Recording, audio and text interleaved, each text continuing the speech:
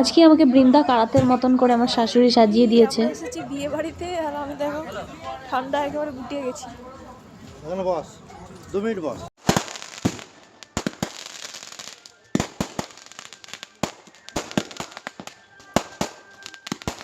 এটা জানুয়ারি মাসের একটা বিয়ে বাড়ি, তো এখানে এত ঠান্ডা মনে হচ্ছিল এটা পশ্চিমবঙ্গের শীতলতম বিয়ে বাড়িতে আমি এসেছি। আর এদিকে বরকে বরণ করে নেওয়া হচ্ছে। কনের বোনেদের অনেক দর কষাকষির পর বরযাত্রীদের ঢুকতে দেওয়ার পারমিশন দেওয়া হলো।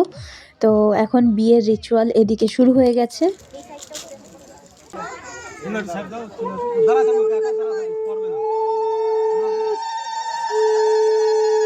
তুমি একটু পিছনে আসো, তুমি একটু পেছনে আসো।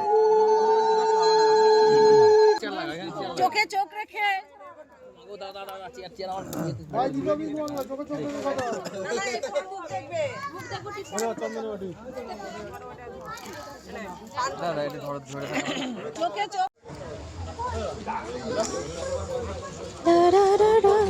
বিয়ে শেষ করে যাবে তো? ওদের সঙ্গে খাওয়া দাওয়া করে যাবে তো? হ্যাঁ বিয়ে শেষ করে যাবে তোমরা নাকি? তুমি যা করবে আমিও তাই করবো না? তুমি আমার বর, তুমি আমার বর, তোমাকে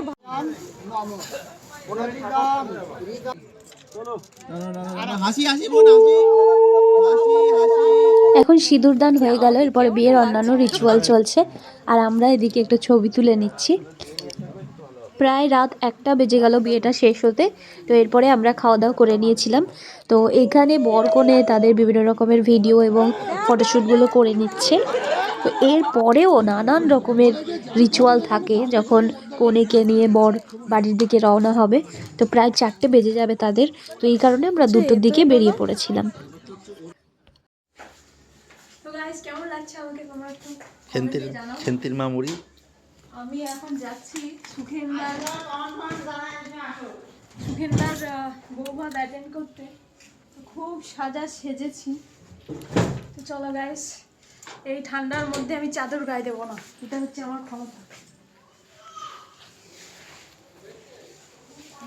নাও চাদর গায়ে দাও। প্রচণ্ড ঠান্ডার মধ্যে শীতের পোশাক না পরে বিয়ে বাড়িতে যাওয়ার মধ্যেও এক ধরনের দক্ষতা আছে, যেটা আমার মধ্যে নেই। কি ঠান্ডা! এই ঠান্ডায় আমি নিজেকে এখন ঢাকছি। চলো চলো চলো। নতুন বৌদির সঙ্গে ছবি তোলার জন্য ভীষণ ভিড় ছিল সেখানে, তবুও আমি ভিড় ঠেলে বৌদির সঙ্গে একটা ছবি তুলে নিলাম। আর আমি যে শাড়িটা পরেছি এটা আমাকে ভাত কাপড়ে দেওয়া হয়েছিল, এই জন্য এই শাড়িটা আমার প্রচণ্ড পছন্দের একটা শাড়ি পরা, মেকআপ করা এসব বিষয়ে আমি প্রচণ্ড অদক্ষ।